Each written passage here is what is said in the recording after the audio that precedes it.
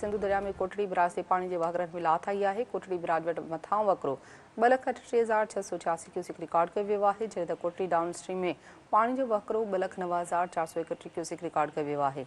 आगाह कयूं पिया ख़बर के हवाले से सिंधु दरिया में कोटड़ी बराज से पानी के वहकरनि में लाथ आई है। कोटड़ी बराज वटि मथां वकिरो 2,38,686 क्यूसिक रिकॉर्ड किया वियो, जॾहिं त कोटड़ी डाउन स्ट्रीम में पानी जो वकिरो 2,90,431 क्यूसिक रिकॉर्ड किया वियो आहे।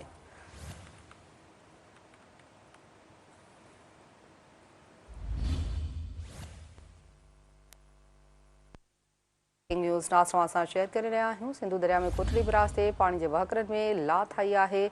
कोटड़ी बराज वटि मथां वकिरो 2,38,686 क्यूसिक रिकॉर्ड किया वियो आहे, जॾहिं त कोटड़ी डाउन स्ट्रीम में पानी जो वकिरो 2,90,431 क्यूसिक रिकॉर्ड किया वियो।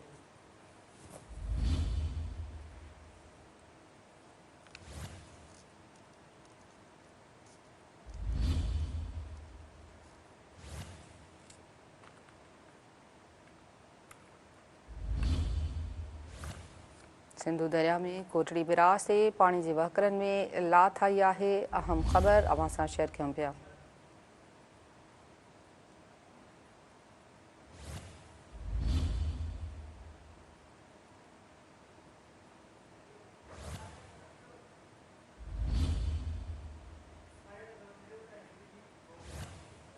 सिंधु दरिया में कोटड़ी बराज से पानी के वहकरनि में लाथ आई है। अहम ख़बर ॾियूं पिया, अपडेट कंदा हलूं। तफ़सील मालूम कंदासीं कोटड़ी मां Sindh TV news reporter Ismail Barijo खां। इस्माइल बारिजो, आगाह कजो, कोटड़ी बराज से पानी के वहकरे में लाथ आई है। जी बिल्कुल, तव्हांखे ॿुधाईंदा हलूं त सिंधु दरिया में कोटड़ी बैराज ते पाणीअ जे वहिकिरे में अॼु बि लाथ आई आहे।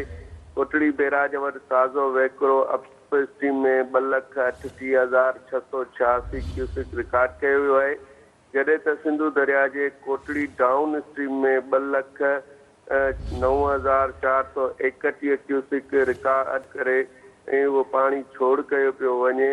मुंहिंजे अपाशी अमलदारनि सां ॻाल्हि ॿोल थी आहे। उन्हनि चयो त अप स्ट्रीम में पाणीअ में लाथ आई आहे ऐं डाउन स्ट्रीम वारो पाणी जेको आहे सो जीअं जो तीअं हले पियो। अप स्ट्रीम में कल्ह गुज़िरियल ॾींहुं जेको हो 2,48,686 हो, अॼु जेको आहे उहो 2,38,686 रिकॉर्ड कयो वियो आहे। जी ठीक है, वॾी महिरबानी इस्माइल बारिजो तफ़सील ॾियण लाइ।